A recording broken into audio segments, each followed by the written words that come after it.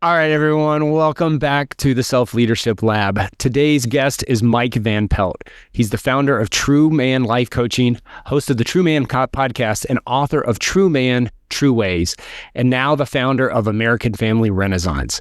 So I'm going to tell you, Mike is passionate about the same kind of things I'm passionate about, getting men together, growing in community so that we can learn and know that we're not alone. And I know I've talked about it briefly on this podcast before, but I mean, my heart is to do this for veterans, and it's a pleasure and honor to welcome Mike Van Pelt to the show. So welcome, sir. Let's just get right into it because people can go find out about you later if they want to, because I really want to cover a lot of ground with you today. Yeah, man. Where did the phrase true man come from? And can you briefly describe it for us?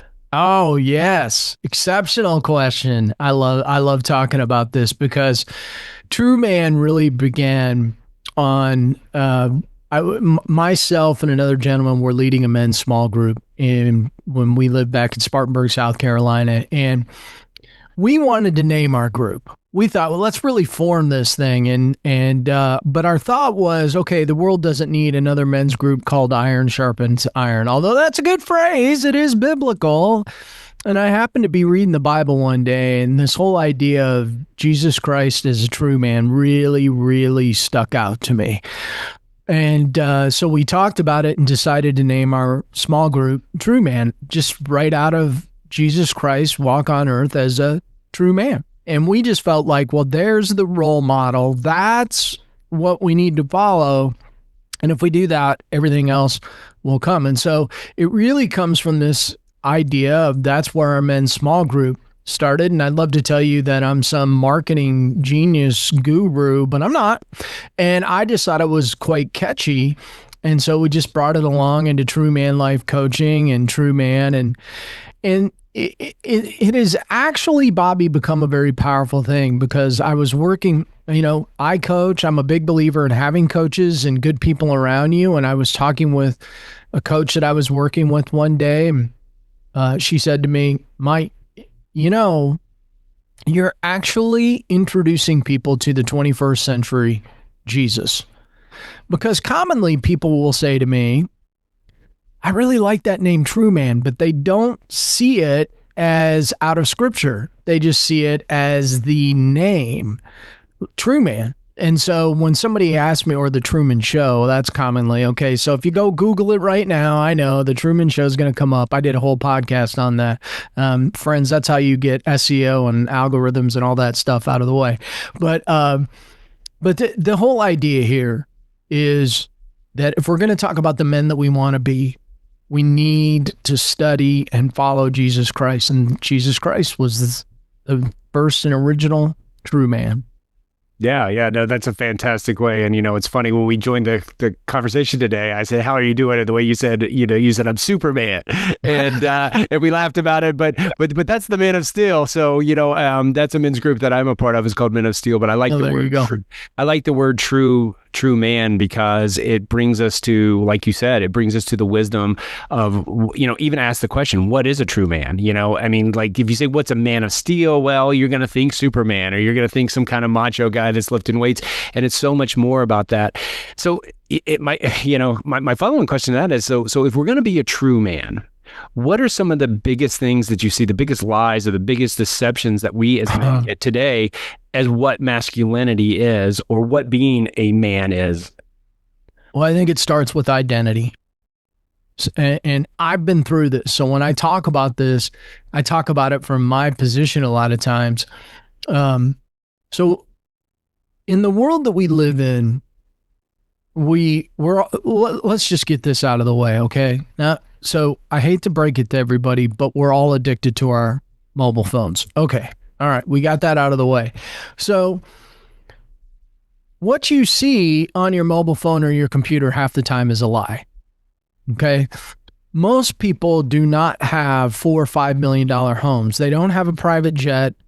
They do not have a $500,000 car. I don't care how many pictures you see online. And that being said, your identity should not be tied to your car, your house, your job. Your identity should be exactly what we're talking about here, tied to the ultimate true man. And when you can begin to have an intimate relationship with him, again, this is what happened to me. When you can begin to have an intimate relationship with him, you will begin to discover what your identity or whose your identity is in. And when you understand that and you begin to move closer to Christ, some of these other things that are in the world don't matter. Now, we all need money to live. I get it. We all need a job. We got to find some way to pay the bills, okay? That's not what I'm talking about here. We live in a world of extreme access, right? And we have access to so many different things. In fact, funny story.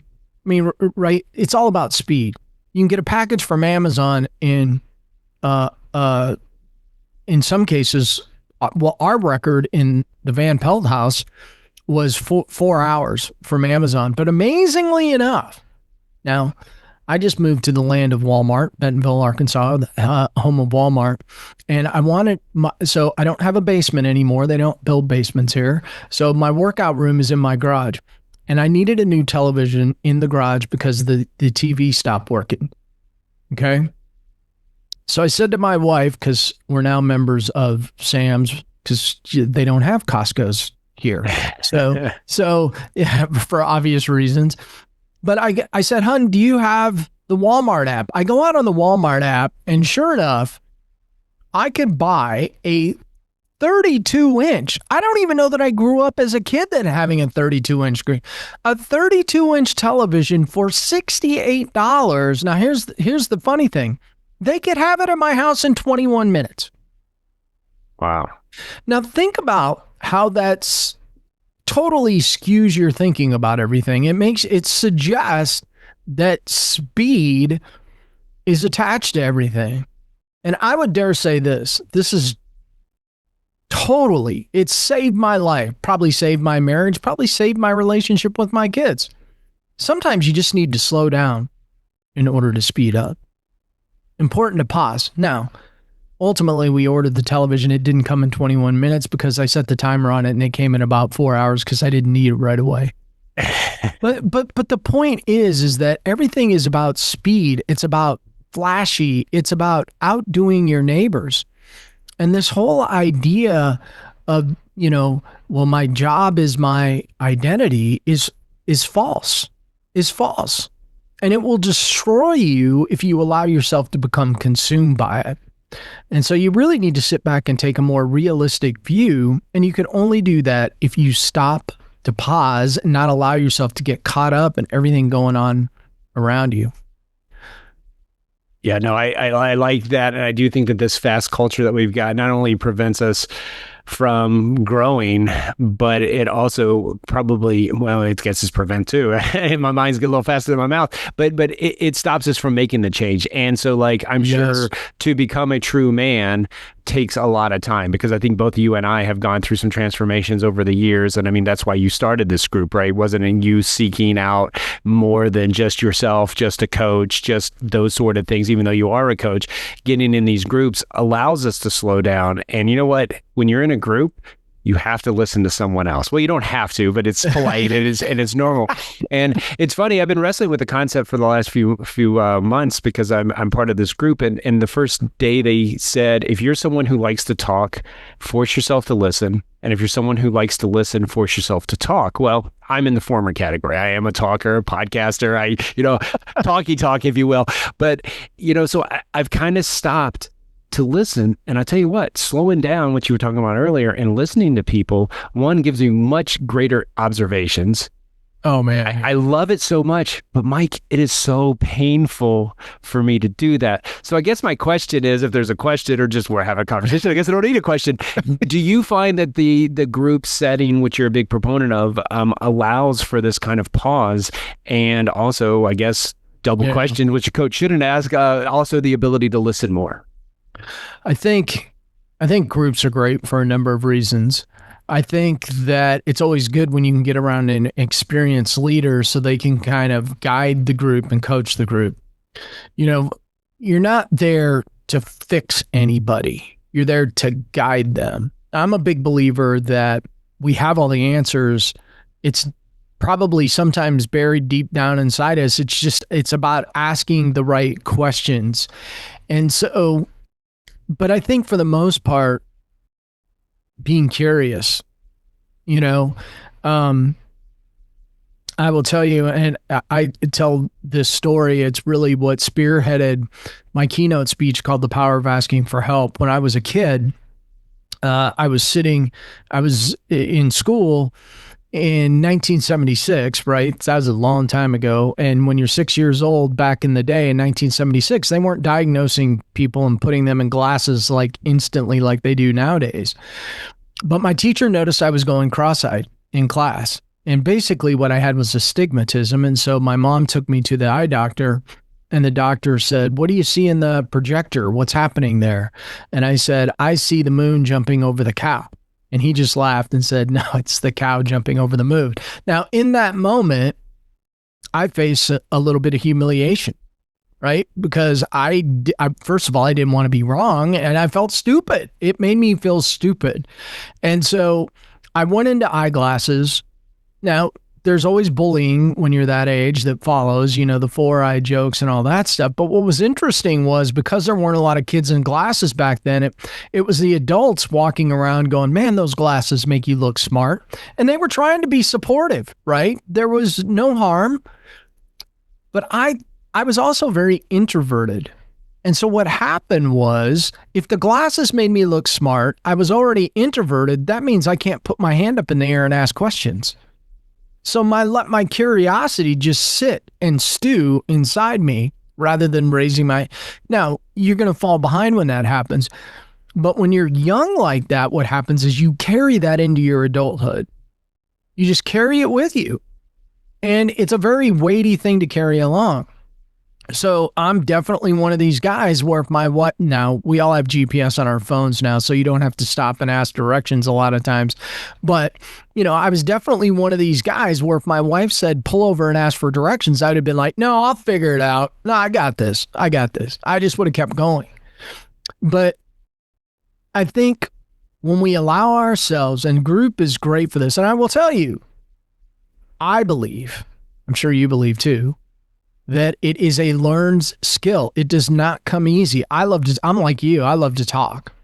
But I have found many times when I get in a group setting, and I don't care if I have to bite my tongue or poke myself in my finger with my fingernail, where I just be quiet, just listen, just observe, just see what happens. And you would never see me leave the house without a pen and, at the very least, index cards. And I take, because it's easy on a suit coat. If I go to a networking event, just pull that index card out and start taking notes. If I'm in my men's groups, I have stacks of index cards with notes on them. And so what I have found is, rather than say something that may not fit in the moment, I'm taking notes. I'm asking questions. I'm present, and I'm with the conversation. And that's a couple of things that I've learned to do when I'm in group. But what I think is interesting is, I have found that when I'm patient with my words, when I'm present with what's going on in the room and observing what's going on in the room, that I'm actually taking more in than I otherwise would, and I'm learning. And it has helped me immensely to understand people better and where they're coming from, rather than shout back at them, which is commonplace nowadays, it feels like. But I want to understand, where are you coming from? And I'm thinking through things from a curious perspective. That's interesting. I may say to myself, "That's interesting. I've never really thought about it that way. I wonder if there's any merit to that." And you probably see me scribbling notes or something, and so that I can go back. But slowing down, and this is true in our homes too, Bobby. We need to take this into our homes as men, because if your standing in a room with your wife, but you're looking at your phone. I have news. Again, breaking news. I don't want to make your audience upset. But if you're staring at your phone and not listening to your wife, you're not present with her. Right. And the same thing holds true for your children. And that's a dangerous position to be in. So, I would encourage you to learn when to put that thing down. In fact, in men's groups, I think I'm going to start more and more. Just leave that thing at the door. Here's a basket. Put it in. We're all going to be present for each other. But I guess I would say, Bobby, I just threw a bunch of stuff out there. It's a learned thing. It's a skill. It's part of skill development for you bettering your best. Don't hide in the corner. Just be present with what's going on and see what bubbles up. I think most guys would be absolutely amazed. Yeah, no, I mean, and so often, even though manhood is kind of, spat upon these days and all that, a lot of us were growing up, especially you and I in the same generation, that, we've got to be the problem solvers. We've got to be this.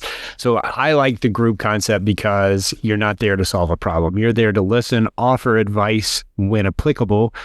But more importantly, I think the biggest outcome from a group setting with men, at least for me, is that I see that I'm not alone. And yes. Yeah. I don't know if anyone else out there's like me, but whenever something bad goes on in my life, or what I perceive to be bad, because let's be honest, really most of the things that are bad aren't really bad. They're just what I make of them. But I think I'm the only one out there like that. It was funny, in one of the men's groups that we had, this winter, a newly married guy was just saying how hard it was to be a husband, integrating, to become one and living with somebody for the first time and doing all these kind of things. And he says, and you guys seem like you all have it figured out. And there wasn't a man in that group that didn't just die laughing, because I don't know about you, Mike, but there are often days where I don't feel like I have it figured out. I mean, you even talked about being present with your wife, and a lesson that I had to learn probably within the past year is like, whatever I'm going through, my wife is going through the exact same thing. So I need to pause and see how she needs to be supported, because sometimes me taking myself out of the equation and saying, okay, well, like, you need my arm around you, or you need me to do the dishes or something, or walk the dogs, or whatever it may be the relief that she needs.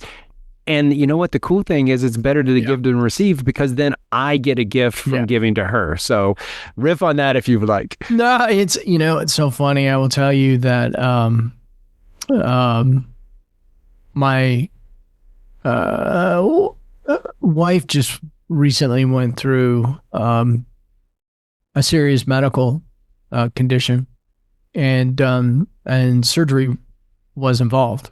Now, I'm just going to say up front, everything's fine. God is good. Okay.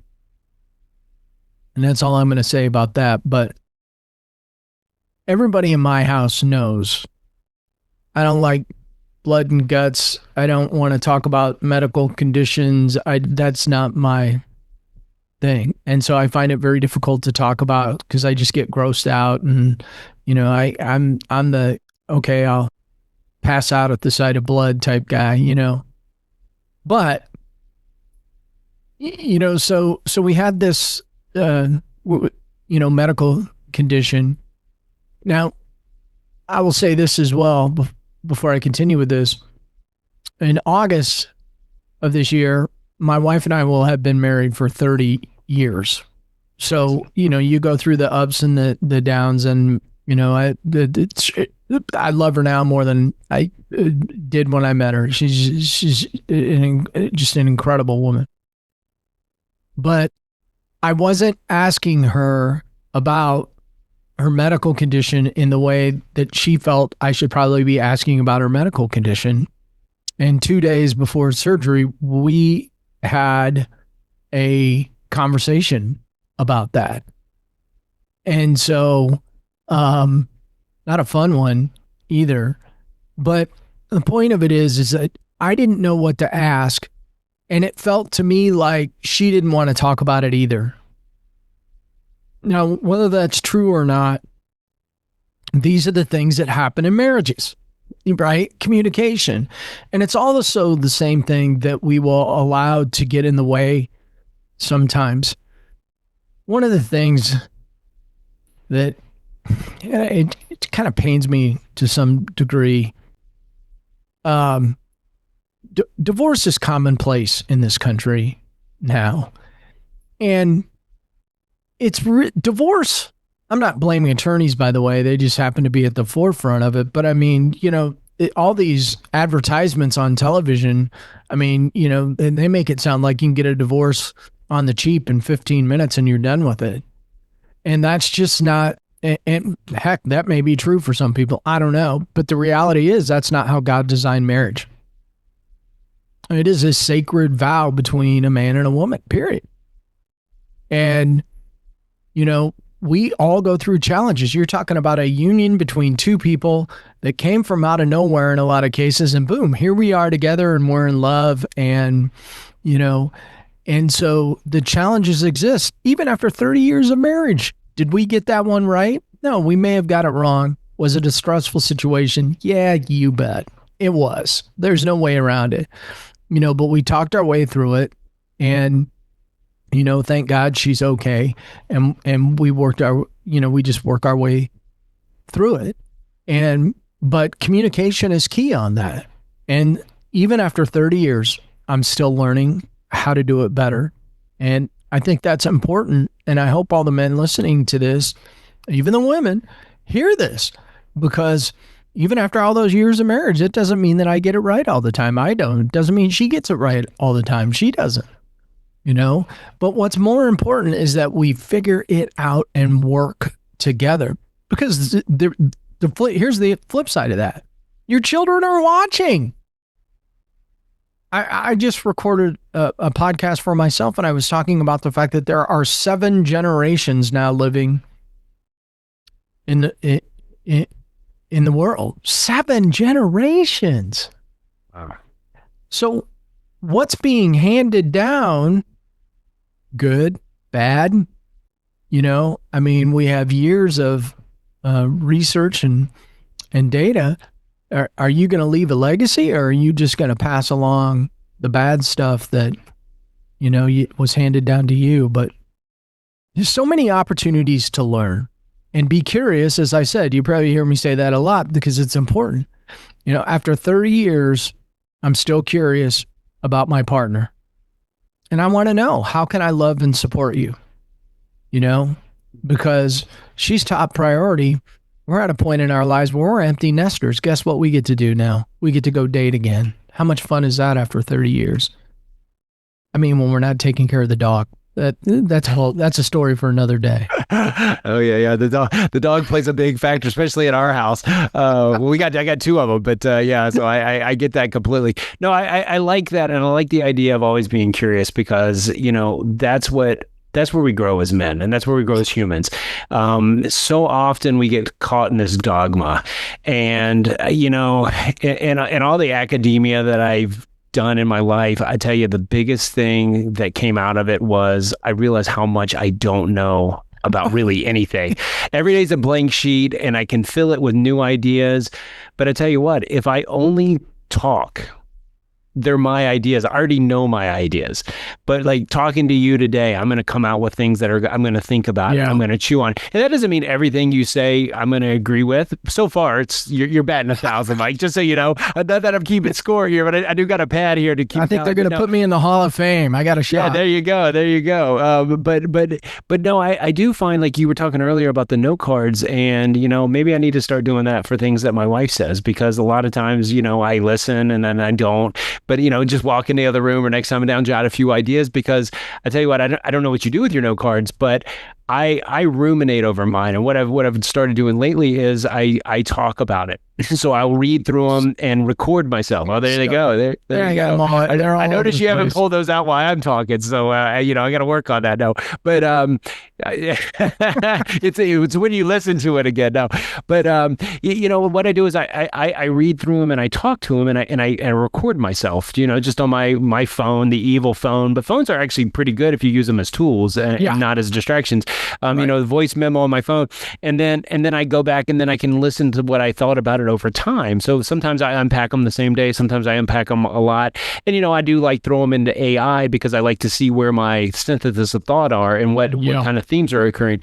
But I guess my point to all this is when you're curious and not with a group and you're alone, because again, this whole idea of community and getting men together or people together, what do you think the biggest blocker is from not going to a group and just always ruminating on your own ideas over and over again? Maybe social media influences them a little bit, but what do you think the human connection, what do you think the value of that is?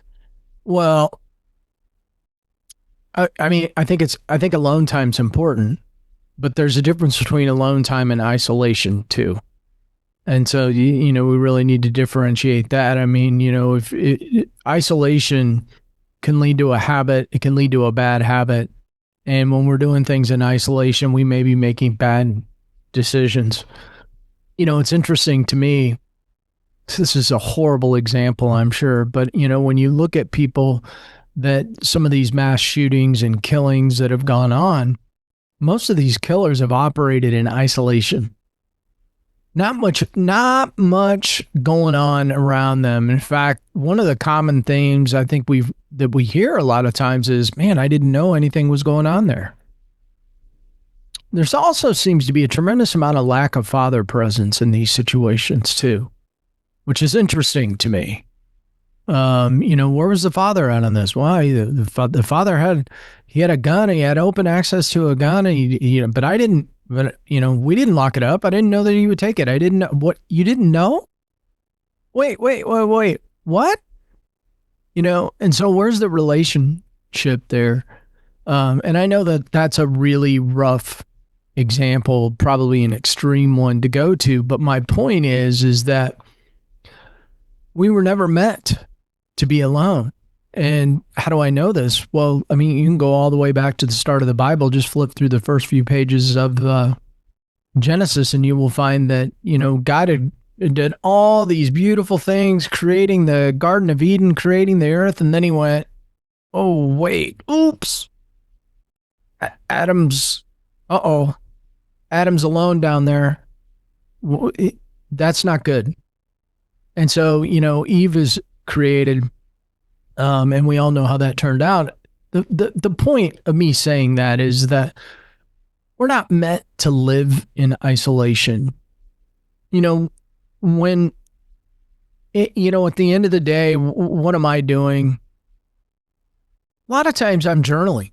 I think one of the things that we don't talk about in the men's world enough is getting your thoughts down on paper. They don't necessarily always need to be expressed to another individual. Maybe it's just cathartic for you to get stuff down on paper. Over the last few years, and I originally started this by doing some blogs, writing some blogs. I'm not a great writer. It's just some of these things have developed over time because my habits have changed, but it started with blogging and then it became the podcast. Well, how do I create content for the podcast? And then and then all of a sudden I find myself calling myself a content creator.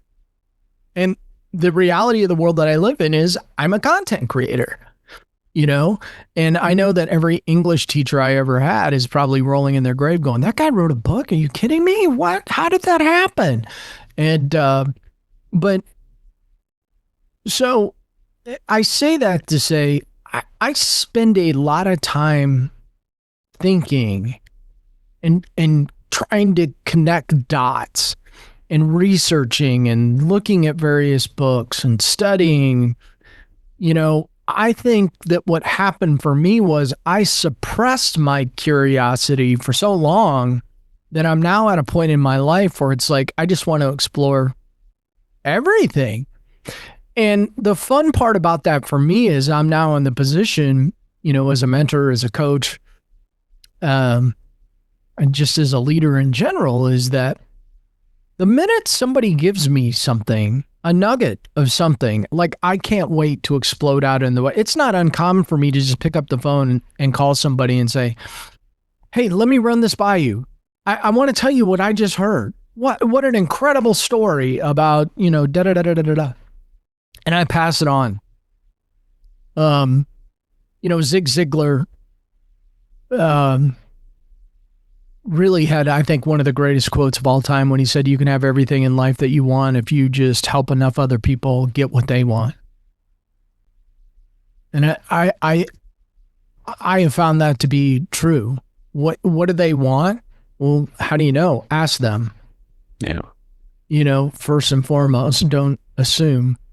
But a lot of my alone time, I have a morning routine, Bobby, that I go through. And if my calendar's laying on the floor right now because I had to kind of clear my desk here, but I don't even write down what my morning routine is. I automatically know it now. I just write in my planner, morning routine. I'm up at 4:44. I've tried a couple of different ways. Easiest for me, I'm into the gym right away. I'm into the gym. I'm going to be in there for a couple hours. I'm going to get my workout in. The workout changes on a day-to-day basis, but I'm getting my workout in, then immediately I'm going to go into my Bible study, prayer, meditation. I'm going to look at my day. What do I have coming up on my day? Just recalibrate. Then I'm going to go get ready. And then usually by about 8:30, I'm sitting at my desk and boom, we go. But that morning routine kicks off my day. Now it's all done in isolation, but it's helping me prepare my mind mentally and my heart. I would dare say my heart, getting my heart right with the prayer and meditation so that I can go out and hopefully be a gift to the world. Yeah. Yeah. No, that's beautiful. I'm a big proponent of morning routine too. Now, why the 4:44? That jumps out to me. I could tell you were wondering. Well, yeah. So it's interesting. First and foremost, my birthday is on the 22nd of January. I know this is going to be controversial for some people, but Caitlin Clark and I share a birthday, hence her jersey number 22. So I get that. But when I was growing up in Central Iowa, the Caitlin Clark's from Central Iowa too. Hey, these are just facts, okay? I don't think. But there was a basketball player that played for the University of Iowa by the name of Bobby Hansen. He also played for a while with Michael Jordan and the Bulls. But his jersey number at the University of Iowa was 24, and he was my favorite player. And so I adopted it. And so when I would play basketball, my number was 24. When I was football, I was a linebacker and a fullback, so I flipped it. It was 42. When I played baseball, it was 12. And so everything I do is in 2s and 4s, and I like even numbers, not odd. Okay, there you go. Yeah, no. I asked because I'm 4 and 8. Those are my two numbers. I don't have like this. You do realize that correlation is not causation with this whole analogy that you got there. But it's funny. My grandfather had a similar one with Billy Graham. It was like he could like lay out all these similarities to him, but like it was like I don't really see it, as a young child or whatever. But no, I'm fascinated with numbers. So you set an alarm for 4:44, or is it like a natural wake? I don't know. We're way off topic here, but I'm interested. It is a either or. I do set my alarm. And by the way, I have an old-fashioned digital alarm. That's right. You heard me. I do not use my mobile phone. I will not have my mobile phone in the same room that I'm sleeping in. But it's 50-50. I'm really working to train my mind so that I wake up before my alarm goes up. It's really used as a backup. Most days, I awake before the alarm goes off. Have you ever read any of the Jack Reacher books? I forget, Lee Child wrote them. I have not, no. Okay. Anyways, one of the things that jumped out at me in this book is that he would like tell himself, I'm going to wake up at like whatever time. So I've tried doing that, and it does work for the most part. Like I'm also an early riser, but I don't. It could be anywhere from 3:30 to 4:30 is like kind of the general like theme of my wake up time. On run days, I do seem to get up a lot earlier because that gives me the prep to go out and run. Oh that takes a little more prep than just working out in the basement or whatever. But no, it's funny. I know we're way off topic here, but one thing I do want to go back to, because you mentioned it earlier about the 7 generations that are at the same time right now. I had a conversation yesterday with a guy, and I was basically asking him like, well, all these men's problems that we've got, a lot of problems are brought to the forefront, but I don't remember those in my grandfather. I never once heard him talk about problems. He just kind of lived his life. And I kind of like your opinion on that, because I'm wondering if the efficiency, like the 21-minute TV to your house kind of society that we live in, or did they, is that giving us more time to focus on quote unquote problems, or did that generation, which was probably 3 or something before me, were they just trained differently? So I don't really know how I'm asking, but have you ever thought about like that? And I don't even know if it was true for you or your grandfather or father, but they just never, even my dad, I mean, he rarely, talks about the same problems like we have with connection and, these kind of things. Yeah. It's interesting. The older generations grew up in a you're familiar with this as somebody who's been in the military, but they quite literally grew up in a world at war. Physical ground wars. My dad, for example, was in Vietnam. Now, he was more of an officer. He wasn't necessarily not an officer. He worked in an office in Vietnam, but he wasn't out in the field per se. But even at that, growing up, my dad would never talk about Vietnam. It wasn't something that they talked about, and I never heard my grandfather talk, all I knew was he was in the Navy. Did I ever hear him tell a story about the Navy? No, never. Not a single time in my life do I recall that. And, I think that there's something to be said about a lot of those older generations where, they fought and or died for this country, or saw somebody died or a friend that didn't come home, and they don't want to talk about it. And I think a lot of these guys don't see themselves as heroes, although I do, and so I don't think that there was a lot of emotional discussion. And of course, we didn't name things back in the day. There was no PTSD, which unfortunately, has, I think really came out of the military, and now, in my view, has probably become a little too mainstream for what it is. But the other interesting thing there wasn't this conversation, right? I mean, there's a lot of conversation now around emotion, and everybody's got something. But the other thing too is, and we have so many choices now. So, why are we talking about things? Because we got, there's 5, our grandparents grew up, it was like, you go to the ice cream store, your choice was chocolate, vanilla, or strawberry. Now they have, what does Baskin Robbins have? 100 million flavors of ice cream and all this. And again, I don't know that ice cream's the right choice, but it's like, you can pick anything. Name your service. We have the bronze package. We have the platinum package. It's like, we have choices for everything. When I was growing up, Nike started in 1972. So by the time I got into grade school, Nike was really starting to come into a big deal. And the first Nike shoe that I really remember hitting it big time was the white leather Nike Cortez with the red swoosh. Okay. That was a big deal. If you had Nike Cortez shoes, you had arrived. Guys, when I got my first Nike pair of shoes, because we didn't do that in our house. I slept with them. It was that big a deal, but I only got one pair of shoes at a time. Okay, my daughter that's 21 now, I have no idea.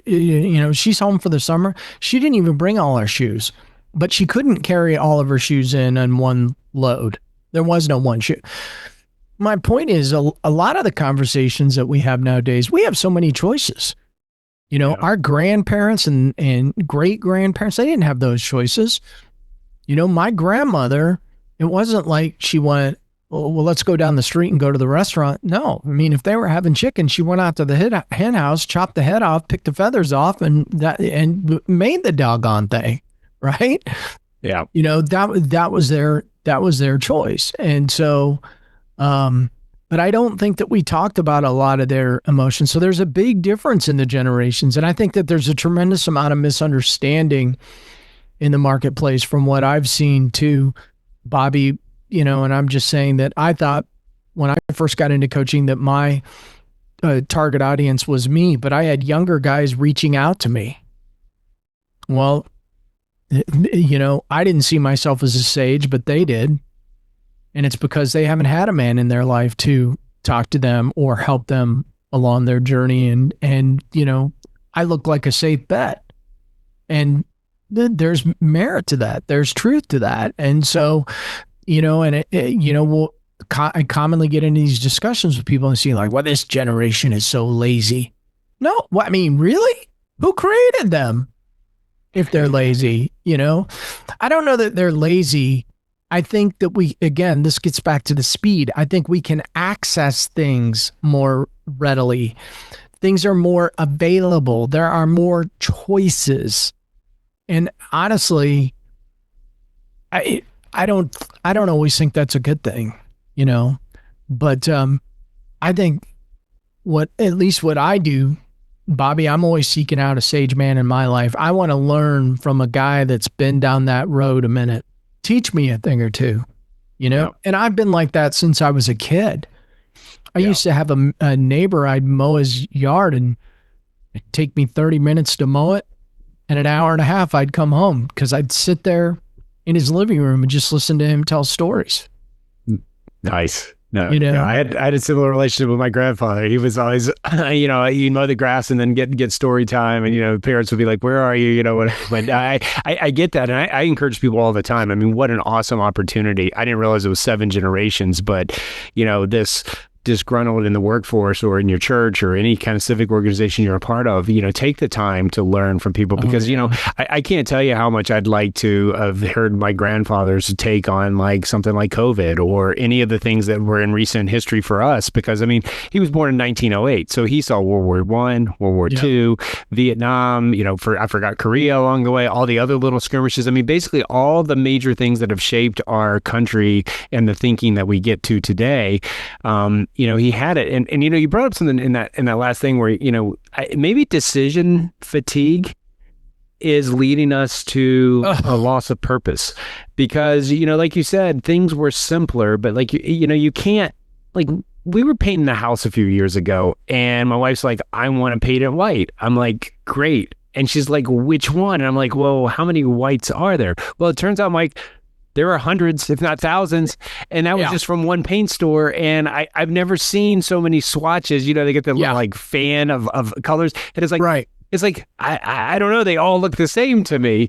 But like, and I think if we have these decisions that we make every single day, maybe we start second guessing ourselves. Well, maybe I picked the wrong white. I should have picked eggshell morning instead of eggshell afternoon or whatever the crazy colors are, and so I'm just kind of wondering because like, maybe that's the beauty of groups is when you're in a group, you simplify decisions. It's normally a routine. You go around a circle or someone raises their hand or that sort of thing. And maybe we need more of that. Maybe that goes back to your point of slowing down earlier. I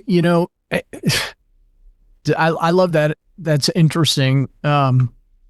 See, I made myself another note as we were talking decision fatigue. It really is truth. I mean, I'm looking at my lights I have here in my office as I'm thinking to myself, how many different kinds of light bulbs are there now? You have soft light, a warm light, and like half the time I go into the store, I'm looking at them going, I don't know, I can't tell the difference, but we have so many decisions coming at us on a daily basis. It would probably be interesting, to sit and keep track of like how many decisions that we are actually making, throughout the day.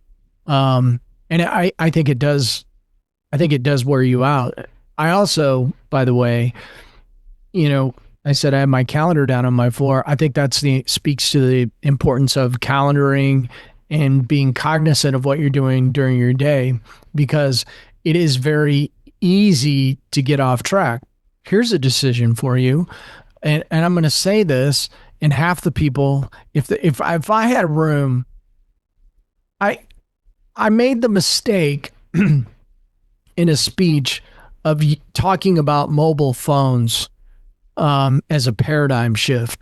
Now, there's one problem with mentioning mobile phone and paradigm shift, or just saying mobile phone.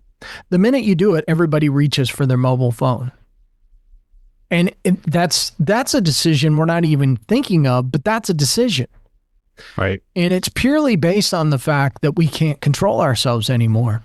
In fact, people would drive home to get their mobile phone before they drive home to get their wallet. Why? Well, I can go to the grocery store and pay my bill with my mobile phone. I don't even need my wallet with me anymore. And you can, by the way, if in some states you can put your driver's license on your mobile phone, you know?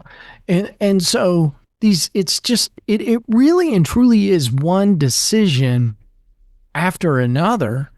And, you know, perhaps the worst part of this is, it's one thing for you and me to be having to make all these decisions that we have to make, but we just pass it, you know, talk about passing on to the generations. Think about all these decisions that the young children have to make, you know, nowadays. I mean, man, when I was in grade school, they just wanted you to show up at school with number 2 pencils, a handful of crayons, and a Big Chief notebook. Now, you can't get Big Chief notebooks anymore because it would just piss somebody off, right? So that was the red notebook, by the way. And so, you know, you didn't have a whole lot of choice. The teacher said, here's what it is. Now, well, you could have everything from a notebook you bring to school that has flowers on it to, you know, I mean, it's endless, right? Yeah. And so, it really and truly is an interesting discussion, and there is no doubt that it affects, you know, go to a Mexican restaurant. By the way, why do Mexican restaurants have so many items on their menu? I mean, really, do they need that many items on their menu? Who could possibly cook all of those items? But that's what we're talking about, Bobby. It's like, you should have 10 items that you do smoking better than anybody else, and that's all you need. You just covered everything, you know? Instead, you got 100 items on your end, and so that there's no doubt about it. There's decision fatigue across the board for us all. Yeah. I just did a downsizing of my closet this past weekend and just gotten rid of stuff because, you know, you accumulate all these things. So that's one of the things that was kind of freeing of it, is like, yeah, now I don't have to make, of course I picked this nice pink t-shirt, not for you, Mike, but my wife said, hey, you look good in pink. So I put that on today, but no, it's, it is. And I just wonder, like, you know, you got me thinking today, and I know that wasn't the intent of the conversation, but yeah, maybe that's part of, you know, the quote unquote problem, is that we don't have problems. We just have too many decisions to make. And, you know, people are famous for it. What did, you know, not Tim Cook, the one before him, Steve Jobs, you know, he wore the same outfit, ate the same food, you know, for repeated days because he wanted to take that out of his life. And there's a lot of other people that do that as well.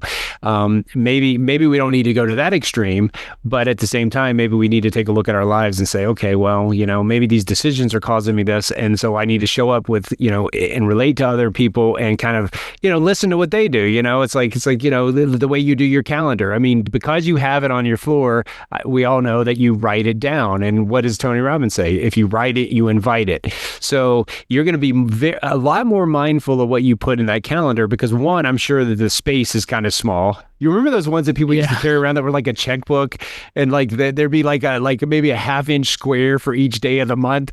My wife's hairdresser still uses one of those. And the other day when we met her in a parking lot for some reason, and she pulled that thing out to schedule my wife's next hair appointment, she goes, I bet you don't even know what that is. And I'm like, yeah, absolutely, I know. I'm 48. I had grandmothers that use those religiously. Yeah. Anyways, there's another diatribe, but yeah, I do think that, like, whatever we can do, and I think think that goes back to biblical wisdom. I mean, if you look at the life of Christ, how simple he lived his life. He gave himself time to rest. He gave himself time to cry. He gave himself time to do, and he never was in a hurry. And one of my favorite stories was when Lazarus, his best friend, we're led to believe, passed away or was sick. He didn't go immediately. What did he wait? 3 days. Well, we don't know why he waited 3 days. Maybe it was just a lesson to us that like not everything, needs to be done immediately. And I know, man, I could talk to you for hours. This has gone by so quickly. And we didn't even hit the point. So maybe we'll have to do round 2 of this one, Mike, if you're up for it sometime. All right, and we'll do it. And we'll dissect this whole decision fatigue a little more. So hopefully if you see something, I hope I'm the guy that you reach out to and be like, hey, Bobby, I was thinking about you because I'm going to have to do a podcast on this now. As we're sitting here, see, this is the beauty. Now, this just happens to be you and me, but if it doesn't matter if it was a group of 8 or 10 people, it's common for me. Somebody will bring up a topic like this and I'll be like, that's a really good topic. Now, all of a sudden, I want to explore this. Like, where do we go with this? Because what you and I are talking about is a very real, it's a very real problem, and the decision is just what it starts with. But what it ends with is you paint your house, you pick a color, and then you stand out on the street and go, I wonder if we should have gone the other direction. I wonder, I wonder if we would have painted, it would have looked better. And this is what people do. This is the human condition. And it's fascinating to me. And I think that it really is because of those decisions. I mean, the first decision is the first decision. The second one is, well, you know what? I think I'll second guess myself for a minute and play Monday morning quarterback. Well, if I'd have done it this way, why beat yourself up? Yeah, self-doubt, insecurity, all that stuff creeps in. But I can assure you, Mike, and to the audiences listening, and one of them was my wife, I have never once looked at the paint color and said, man, we made the wrong decision. Good. No, if she has, then we're probably going to have a discussion about it. But well, Mike, let me give you the last word. Just say whatever's on your heart. We didn't get into the family stuff that you're doing, but we'll put your website and people can go and find you, find your book, all the great things that you're doing out there. True Man Podcast, definitely. And that's 2 words, True Man Podcast for your earlier thing. But I encourage everyone to go listen to it because you're very great at the solo casting, and I've learned a lot from listening to it myself. So I'll pass it along to everyone else as well. But get you the last word and get everybody out of here and get you out of here to whatever's next on your floor. Yeah, I think what we've been talking today really circles back to everything that I've been working on, the power of asking for help.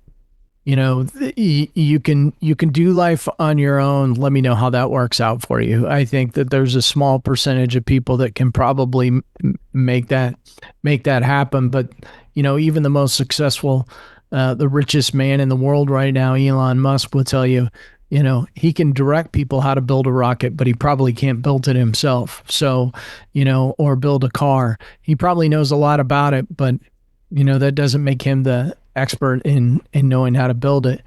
But there's so much power in reaching out, asking for help, getting around people that know more than you. If you're the smartest guy in the room, you're in the wrong room. I used to hear people say that and I'd be like, yeah, it's cliche. No, it's not cliche. In fact, I want to be in the room where there are 10 people, 20 people, 30 people smarter than I am because they're going to elevate my game and that I can learn from. And so there's tremendous amount of power in that. And some people would say in the masculine communities that, oh, it's a weakness to ask for help. No, they're wrong. Run from those people. Run from those people. They are not your friend. But there's a tremendous amount that can be learned by being curious and asking for help and getting around people that want to support you in every area of your life. So that's how I will end today's podcast. Oh, man. Beautiful conversation, my friend. I appreciate your time. And, for all you listening, this is the Self-Leadership Lab. So I'm going to bring it back to self-leadership. And, you cannot lead yourself if you lead yourself alone. You've got to go out there and I found strength in groups. I tried to do all this on my own for so long, and I just kept repeatedly failed. So while self-leadership is a personal thing, the personal thing is enhanced by writing down ideas, listening more, talking less, and really contemplating what you've got. So I hope everyone took something out of this today. And again, Mike, thank you once again for coming on, and I appreciate everything you're doing. And for all of you listening, I hope you have a beautiful week.